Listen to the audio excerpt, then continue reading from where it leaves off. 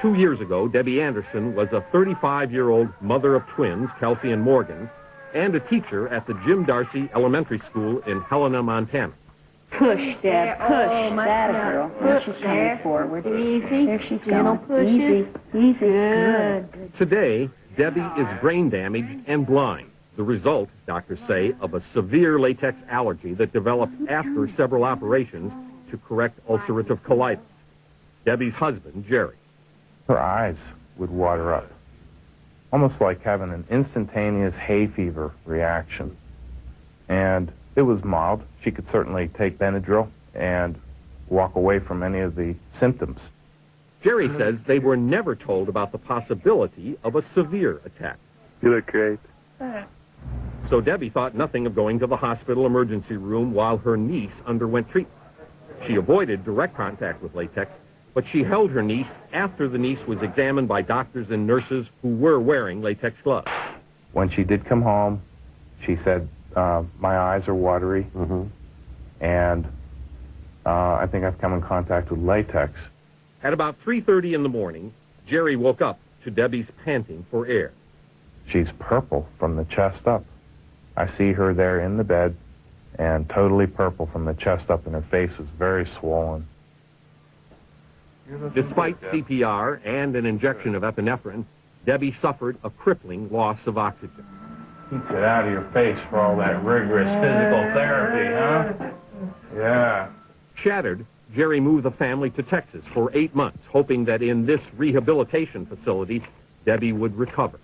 Much later, he learned that Debbie's slight exposure to latex in the hospital, combined with a banana she ate before bed, likely triggered Debbie's tragic episode.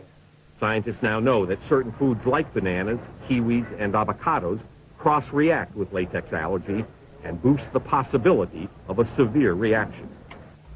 Jerry is suing one doctor, saying more information could have saved Debbie from this fate.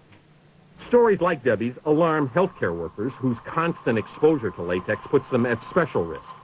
Currently, experts calculate that 10 to 15% of healthcare workers have a latex allergy. Some hospitals, like Emory in Atlanta, have taken steps to become latex safe. Of the people working in glove use areas, about 90% are working in a latex-free environment. That is to say, no rubber gloves. So overall, it's pretty good. That is very good. Dr. Timothy Sullivan is Emory's chief of allergy medicine and a leading expert on latex allergy. We have several examples of non-latex gloves. They are stretchable vinyl. They come different sizes, different styles. Now, I must say, just for ordinary use, this feels perfectly fine. I wouldn't hesitate to use this kind of glove. Overall, many critics still don't believe the problem is widespread. To have a group of people who, since it hasn't happened to them or right beside them, feel that, look, I've been working in hospitals 30 years. You're trying to tell me there's something new here I need to watch out for, and I don't believe it. Prove it. So there's a little bit of resistance. Mostly it's ignorance. In the meantime, Jerry Anderson prays for the strength to take care of Debbie. It is overwhelming. There's been times I've been on my hands and knees with her, just bawling, crying my eyes out. I want her to get better. Come here. Come here, you. I love you, babe. Timothy Johnson's in our Boston bureau. Tim, that's heartbreaking. But that's a very extreme case. I mean, people who are allergic to latex don't usually have that response. No, not usually, fortunately, but the experts do estimate that anywhere between 1% and 6% of the general population have some kind of allergy to latex.